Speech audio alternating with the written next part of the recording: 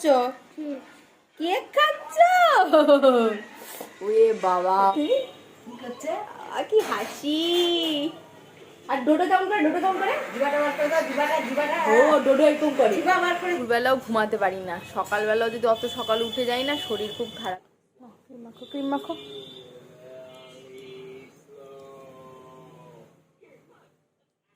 Cream মেখে না না, ভালো করে সকালবেলা ধুয়ে দিয়েছি। কালকে রাতেও নারকেল তেল দিছিলাম।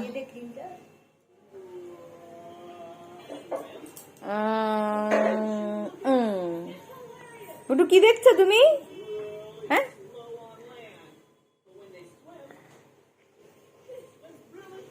গুড মর্নিং বন্ধুরা। তো ভেরি গুড মর্নিং। আজকে হলো মঙ্গলবার, এদিকে মুখটা দেখা যায় না।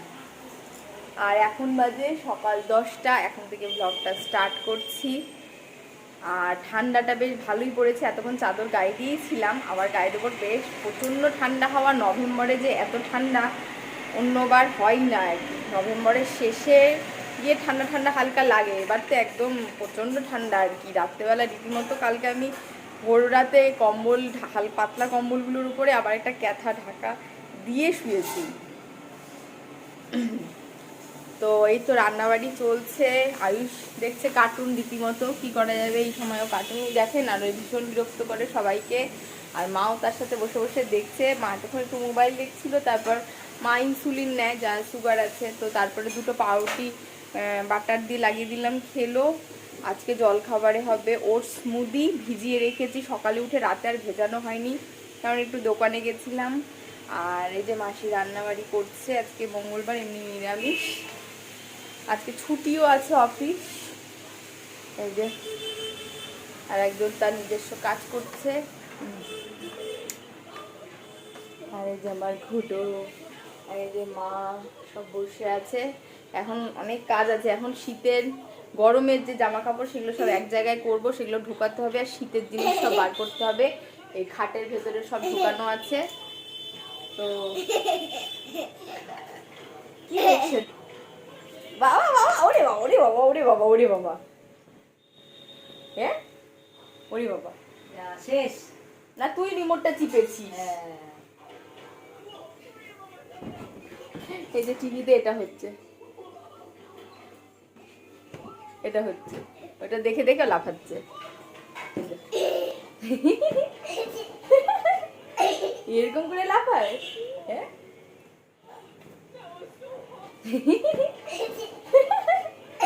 এরকম করে লাফায়, হ্যাঁ। ও সো হট, ও আইজা ইংলিশ ঝাড়ে, ও নো, ও ইয়েস, এরকম সব বলবে।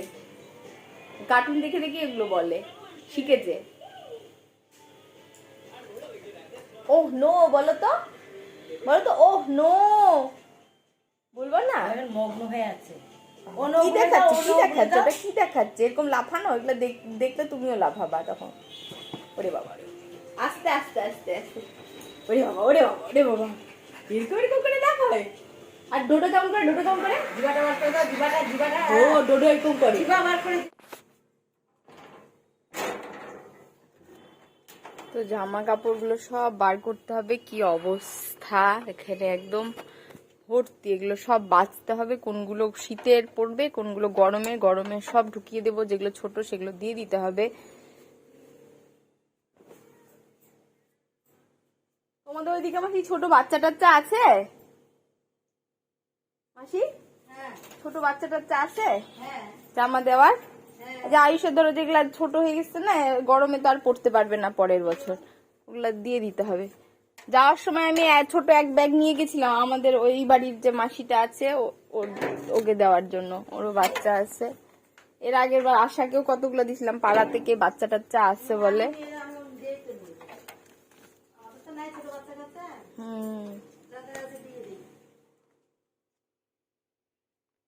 এগুলো গুছিয়ে নি। তো কাজটা, এই যে জামা কাপড়গুলো গোছানোর আগে ভাবলাম একটুখানি খেয়ে নি, খিদা পেয়েছে। সকাল থেকে আমি শুধু চা খেয়েছি, বিস্কুটও খাই না। ওখানে আবার রান্না হচ্ছে, আওয়াজ পাবে প্রচণ্ড। আর এই যে ফল ড্রাগন আর একটু আপেল নিয়েছি, এটা খেয়ে নিই। খেয়ে নিয়ে আর এখানে আছে লাউয়ের জুস, সকালেও খেয়েছি, এটা 1 গ্লাস ছিল, অর্ধেকটা খেয়েছি, গোটাটা খেতে পারিনি কারণ তার আগে আমি 2 গ্লাস জল খেয়েছি। তো এটা খেয়ে নিয়ে তারপরে এই যে গোছাবো, আর একজন তার সব কাজে ব্যস্ত।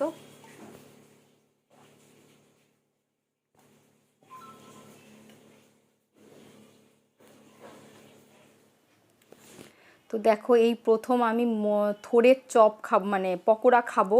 তো পকোড়াটা ভাজছি, থোড়টাকে সেদ্ধ করে চিপে কুচিয়ে মানে একদম মেখে নিয়ে তারপরে বড়াটা করছি। এত টেস্টি হয়েছিল, মনে হচ্ছে কি পুরো চর্বির বড়ার মতো লাগছে, ভেতরটা এতটাই সফট হয়ে গেছিলো, খেতে খুব টেস্টি।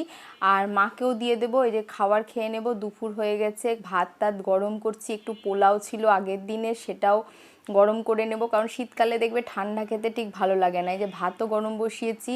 মার ওইদিকে একটু শরীরটা খারাপ লাগছে কারণ বেলা হয়ে গেছে, মাকে দিয়ে দিব খেতে। মাকে একটা পকোড়া টেস্ট করাচ্ছি, মা বলছে খুব টেস্টি, আর মা বলছে শরীরটা একটু খারাপ লাগছে। তো আমরা খাওয়া দাওয়াটা করিনি আর চলে এসেছি। এই যে সন্ধেবেলা এই যে এনেছে হলো পেস্ট্রি, প্যাটিস, ছুটি ছিল মঙ্গলবার জানি কিসের ছুটি ছিল সেই জন্য। আর আমার ছেলে দেখো কেক, তার খুব ভালো লেগেছে। কি খাচ্ছ? এদিকে আসো, এদিকে আসো। কি খাচ্ছ? কেক খাচ্ছ? ওরে বাবা, মুখ চোখে লাগিয়ে পুরো কেক খাচ্ছে।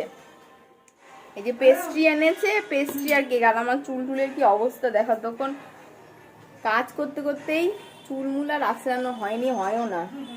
একবারে রাতে ছাড়া আমার সময় পাই না চুল আঁচড়ানোর। তো মা ওদিকে সিরিয়াল দেখছে, আওয়াজ পাচ্ছ।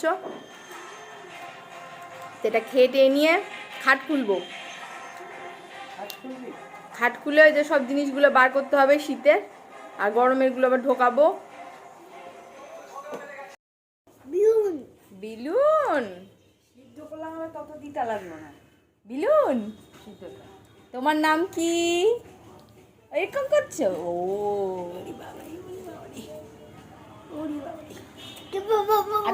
পড়ে যাবে, চা চা পড়ে যাবে না।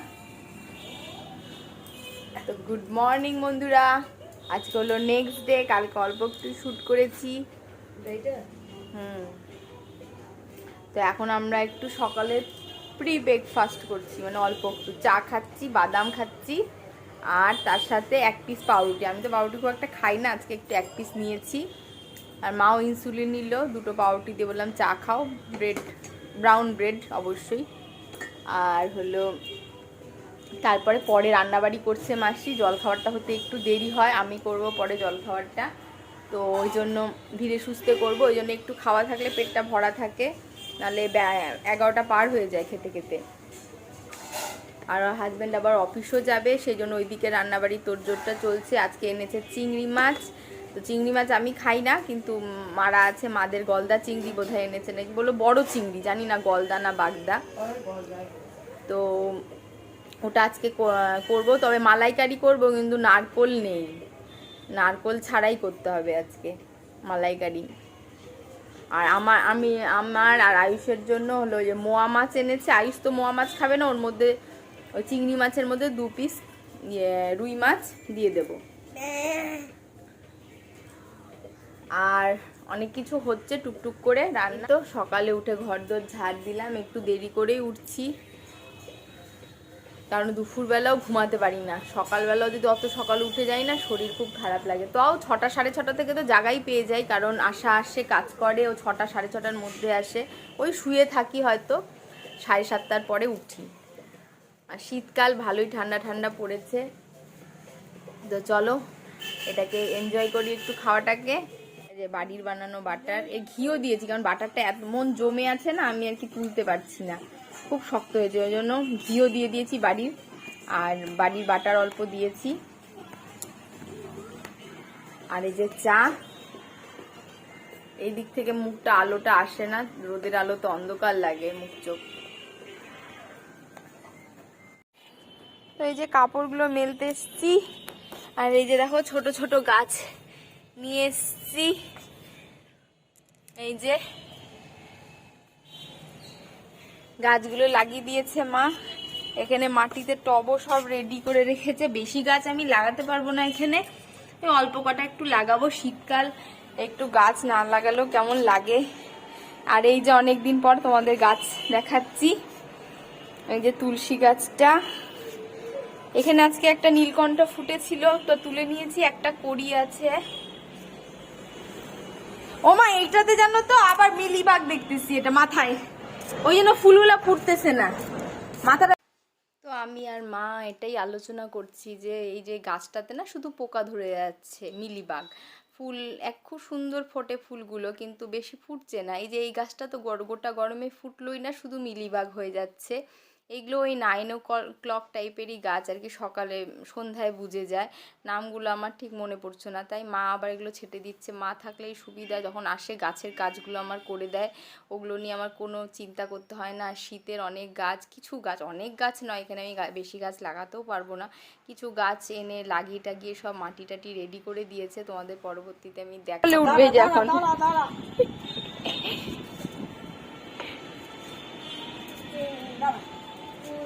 এদিকে দেখো, ওইদিকে ক্যামেরার এদিকে। হ্যাঁ, এই যে গুডু হাই বলো। হ্যাঁ, আই সামনে ঝুঁকিস না বাবা, ভয় লাগে। আর এখানে আমি এই যে আদা শুকাচ্ছি, আদা। আমি রোদে ক্যামেরা দেখতেও পাচ্ছি না। এখানে আদা শুকনা করতে আদা শুট বানাবো, আদার গুঁড়ো। আর ওখানে দারচিনি দিয়েছি।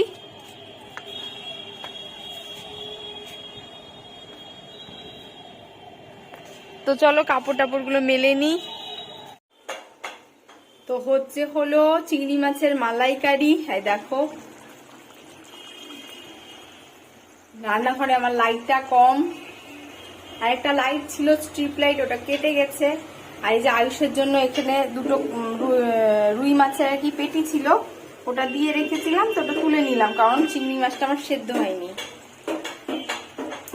তো এই যে চিংড়ি মাছ, আর এইদিকে প্রিপারেশন চলছে আর একটা জিনিসের, যেটা এই ভ্লগে আমি তোমাদের বলবো না, পরের ভ্লগে বলবো। আর এই দেখো আশা সব মেজে ঘষে চলে গেছে, কারণ রান্না হয়নি দেখে।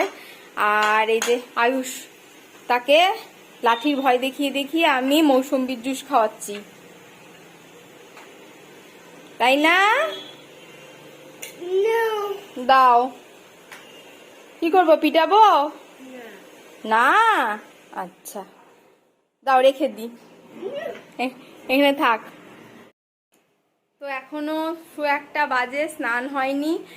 রান্নার মাসি রান্না করে গেছে ছোট মাছের চচ্চড়ি, তারপরে হলো পালং শাক ভাজা, তারপর কালকের অনেকটা ভাত ছিল, মানে আন্দাজ পাইনি, চালটা নতুন এনেছে তো অনেকটা বেশি বেড়ে গেছে ভাতটা রান্না করার পর। তো অনেকটা ভাত ছিল, ওটাকে ভাত ভাজা করেছে, আবার এমনি নর্মাল ভাতও করেছে।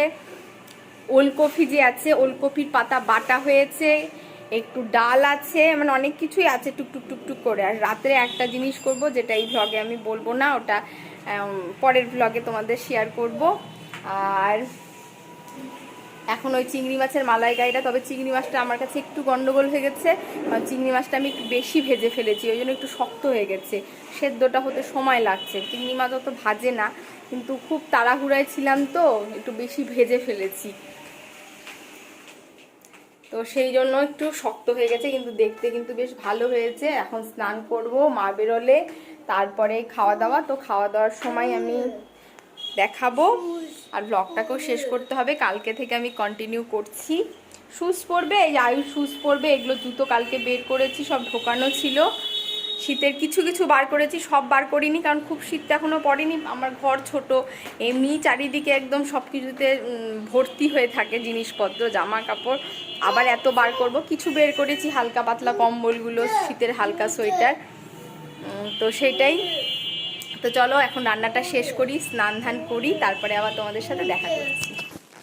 তো বন্ধুরা চলে এসেছি একবারে রাত্রিবেলা, ব্লগটা শেষ করতে হবে। মাঝখানে আমার এই বাচ্চা নিয়ে তালেগুলো আর কিছুই মনে থাকে না ব্লগের কথা, তো মনে পড়লো যে না, ব্লগটা তো আমাকে শেষ করতে হবে। আমি 2 দিন ধরে ব্লগটাকে টানছি, এটা মঙ্গল আর বুধবারের ব্লগ, 2 দিনের ব্লগ আর কি।